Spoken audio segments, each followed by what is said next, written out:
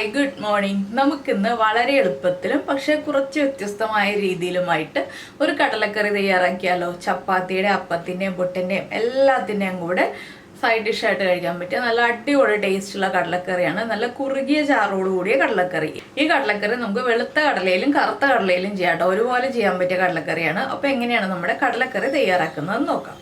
നമുക്ക് നമ്മുടെ ഇൻഗ്രീഡിയൻസ് നോക്കാം. ഞാനിപ്പോൾ 1/2 കപ്പ് കടല എടുത്തിട്ടുണ്ട്, 2 വലിയ സവോള എടുത്തിട്ടുണ്ട്, 3 പച്ചമുളക് എടുത്തിട്ടുണ്ട്. പിന്നെ ഇഞ്ചിയും വെളുത്തുള്ളിയും ചതച്ച് ചേർക്കണമെങ്കിൽ ചതച്ച് ചേർക്കാം, ഇല്ലെങ്കിൽ ജിഞ്ചർ ഗാർലിക് പേസ്റ്റ് ചേർക്കാം. ഞാനിപ്പോൾ ജിഞ്ചർ ഗാർലിക് പേസ്റ്റാണ് ചേർക്കുന്നത്. ആദ്യം ഈ കടല നമുക്കൊരു 8 മണിക്കൂർ സോക്ക് ചെയ്തെടുക്കാം. അതിനുശേഷം കുക്കറിൽ നിങ്ങളുടെ കയ്യിലുള്ള കടലയുടെ വേവ് അനുസരിച്ച് എത്ര വിസിലാണ് വരുന്നതെന്ന് വെച്ചാൽ അത്രയും വേവിച്ചെടുക്കുക. ഞാനിപ്പോൾ ഒരു 5 വിസിൽ വരുന്നവരെ വേവിച്ചെടുക്കാൻ പോവാണ്. അതിനുശേഷം നമ്മുടെ കുക്കറിൽ തന്നെ ഈ ഒരു സവോളയും പച്ചമുളകും ഇഞ്ചിയൊക്കെ ഒന്ന് വഴറ്റിയെടുക്കാം. ഇപ്പം നമ്മളൊരു കുക്കർ എടുത്തിട്ടുണ്ട്, അപ്പുറത്തെ കുക്കറിൽ കടല വേവുന്നുണ്ട്. ഈ സമയത്ത് നമുക്ക് ഈ കുക്കറിലേക്ക് വെളിച്ചെണ്ണ ചേർക്കാം. വെളിച്ചെണ്ണയിൽ തന്നെ ഈ ഒരു റെസിപ്പി ചെയ്യുക. നമ്മൾ പല രീതിയിൽ പ്രഷർ കുക്കർ കടലക്കറി ചെയ്തിട്ടുണ്ടെങ്കിലും ഈ രീതിയിൽ ചെയ്തിട്ടില്ല. അത്യാവശ്യം കുറച്ച് വെളിച്ചെണ്ണ ചേർക്കണം കേട്ടോ. കുക്കറിലേക്ക് നമുക്ക് നമ്മൾ എടുത്തു വെച്ചിരിക്കുന്ന സവോള കട്ട് ചെയ്ത് ചേർക്കാം. ഇതിൻ്റെ കൂടെ തന്നെ നമ്മുടെ എരിവനുസരിച്ച് പച്ചമുളകും കൂടി ചേർത്ത് കൊടുക്കാം. ഞാനിപ്പോൾ ഒരു 3 പച്ചമുളകാണ് ചേർക്കുന്നത്. ഇനി ഈ സവോളയ്ക്ക് ആവശ്യമായിട്ടുള്ള ഉപ്പ് ചേർക്കുക. ഒരു തണ്ട് കറിവേപ്പില ചേർക്കുക. ഒന്നിളക്കുക, ഒരുപാട് സമയം ഇളക്കണ്ട, ഒന്നിളക്കി കൊടുക്കുക. ഇനി ഇതിലേക്ക് നമുക്ക് ഞാനിപ്പോൾ ജിഞ്ചർ പേസ്റ്റ് മാത്രമേ ആഡ് ചെയ്യുന്നുള്ളൂ. നിങ്ങൾക്ക് ജിഞ്ചർ ഗാർലിക് പേസ്റ്റ് ആഡ് ചെയ്യാം കേട്ടോ.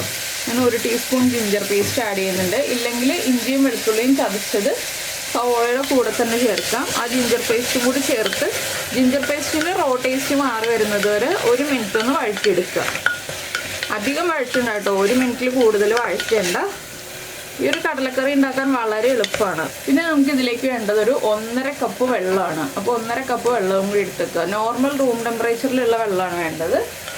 ഇപ്പോൾ ജിഞ്ചർ ഗാർലിക് പേസ്റ്റ് ചേർക്കുകയാണെങ്കിലും 1.5 മിനിറ്റ് ഒന്ന് വഴറ്റുക കേട്ടോ. ജിഞ്ചർ പേസ്റ്റ് മാത്രമല്ല, ജിഞ്ചർ ഗാർലിക് പേസ്റ്റ് ആണെങ്കിലും 1.5 മിനിറ്റ് വഴറ്റുക.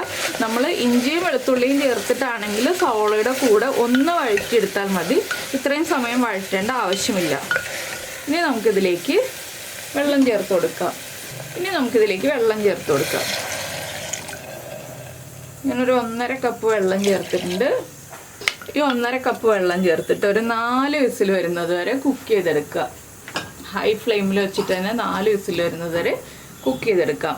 അപ്പോൾ നമ്മുടെ സവോളയും ഇഞ്ചി വെളുത്തുള്ളി പേസ്റ്റും പച്ചമുളകും എല്ലാം കുക്കായി വന്നിട്ടുണ്ട്. അതുപോലെ തന്നെ കടലയും കുക്കായി വന്നിട്ടുണ്ട്. കടലയിൽ നിന്ന് ഞാനൊരു 1/4 ഭാഗം എടുത്ത് മാറ്റിയിട്ടോ ഒന്ന് അരച്ചെടുക്കാനായിട്ട്, ആ വേവിച്ച വെള്ളത്തോടു കൂടി തന്നെ. ഇനി ആ കടലയൊന്ന് അരച്ചെടുക്കാം. അതിനുശേഷം നമുക്ക് ബാക്കിയുള്ള കാര്യങ്ങൾ ചെയ്യാം. അപ്പോൾ നമ്മുടെ പാൻ ചൂടായിട്ടുണ്ട്. പാനിലേക്ക് ഞാൻ കുറച്ച് വെളിച്ചെണ്ണ ഒഴിച്ചിട്ട് ഒരു ടീസ്പൂൺ കടുക് ചേർക്കുന്നുണ്ട്.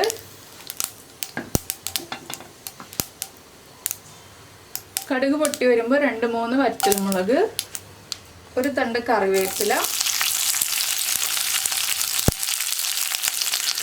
ഇത്രയും ചേർത്ത് ലോ ഫ്ലെയിമിൽ വെച്ചിട്ട് ഇനി നമ്മളിതിലേക്ക് പൊടികൾ ചേർത്ത് കൊടുക്കാൻ പോവുകയാണ്. 1/2 ടീസ്പൂൺ മഞ്ഞൾപ്പൊടി, 1.5 ടേബിൾ സ്പൂൺ മല്ലിപ്പൊടി.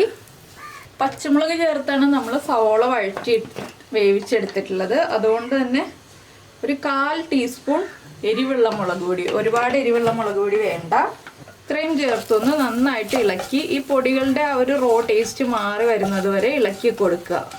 പൊടികളൊന്ന് കുക്കായി വരണം. ഒരുപാട് എണ്ണ വേണ്ട കേട്ടോ. നമ്മൾ ആദ്യം കുറച്ച് എണ്ണയിലാണ് സവോള വഴറ്റി വേവിച്ചെടുത്തിട്ടുള്ളത്. അതുകൊണ്ട് തന്നെ വളരെ കുറച്ച് എണ്ണ മതി. പൊടികൾ എണ്ണ അബ്സോർബ് ചെയ്തോളും. പൊടികൾ 1 മിനിറ്റ് ഒന്ന് ലോ ഫ്ലെയിമിൽ വെച്ചിട്ട് കുക്ക് ചെയ്തെടുക്കുക.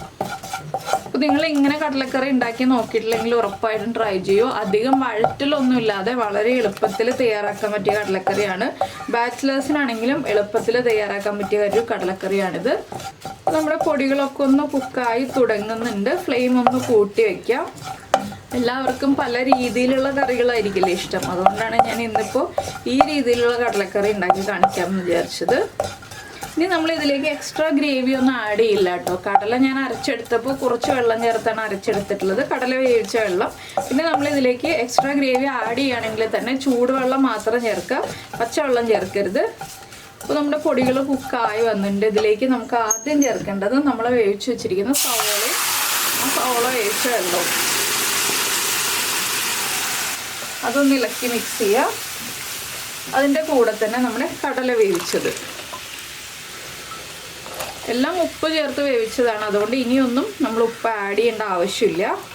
ഇതെല്ലാം ചേർത്ത് നന്നായിട്ടൊന്ന് ഇളക്കി മിക്സ് ചെയ്യുക. ഇളക്കി മിക്സ് ചെയ്തതിന് ശേഷം നന്നായിട്ടൊന്ന് തിളയ്ക്കുന്നത് വരെ വെയിറ്റ് ചെയ്യുക. ഒരു തിള വരണം നന്നായിട്ട്. അതിനുശേഷം നമുക്കൊന്ന് ഉപ്പ് ചെക്ക് ചെയ്യാം. ഉപ്പ് കുറവാണെങ്കിൽ മാത്രം ആഡ് ചെയ്ത് കൊടുക്കാം. അതിനുശേഷമാണ് നമ്മുടെ ഇമ്പോർട്ടൻ്റ് ആയിട്ടുള്ള നമ്മുടെ അരപ്പ്, നമ്മുടെ കടല അരച്ചത് നമ്മൾ ആഡ് ചെയ്യാൻ പോകുന്നത്. അപ്പോൾ ഒന്ന് തിളച്ച് വരട്ടെ. ഇപ്പോഴാണെങ്കിലും ഉപ്പ് ചെക്ക് ചെയ്യാം കേട്ടോ. നമ്മൾ പച്ചവെള്ളമൊന്നും ചേർക്കാത്തതുകൊണ്ട് ഉപ്പ് ചെക്ക് ചെയ്യുന്നതുകൊണ്ട് കുഴപ്പമില്ല. ഞാനൊന്ന് ഉപ്പൊക്കെ ചെക്ക് ചെയ്യട്ടെ. ഉപ്പ് ചെറിയൊരു കുറവേ ഉള്ളൂ. നമുക്ക് കടലയും കൂടി ചേർത്ത് കഴിഞ്ഞിട്ട് ഉപ്പ് ആഡ് ചെയ്ത് കൊടുക്കാം. കടല അരച്ചതിന് ഉപ്പുണ്ടല്ലോ, അതും കൂടി ചേർത്ത് കഴിഞ്ഞിട്ട് നമുക്ക് ഉപ്പ് ആഡ് ചെയ്ത് കൊടുക്കാം. എരിവൊക്കെ ആവശ്യത്തിനേ ഉള്ളൂ. എരിവ് കുറവാണെന്നുണ്ടെങ്കിൽ നമുക്ക് ഇതിലേക്ക് കുരുമുളക് പൊടി ചേർക്കാം കേട്ടോ.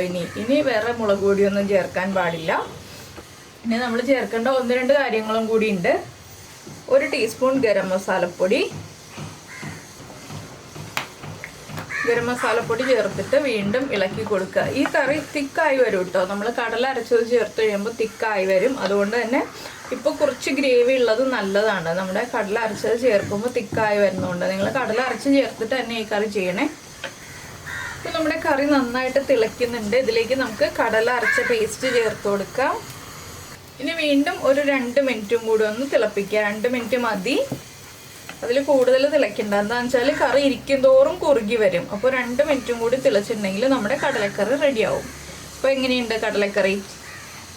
ചപ്പാത്തിയുടെ കൂടെ, അപ്പത്തിൻ്റെ കൂടെ, ഇടിയപ്പത്തിൻ്റെ കൂടെ ഒക്കെ കഴിക്കാൻ പറ്റിയ നല്ലൊരു റെസിപ്പിയാണ്. പുട്ടിൻ്റെ കൂടെയും കഴിക്കാം.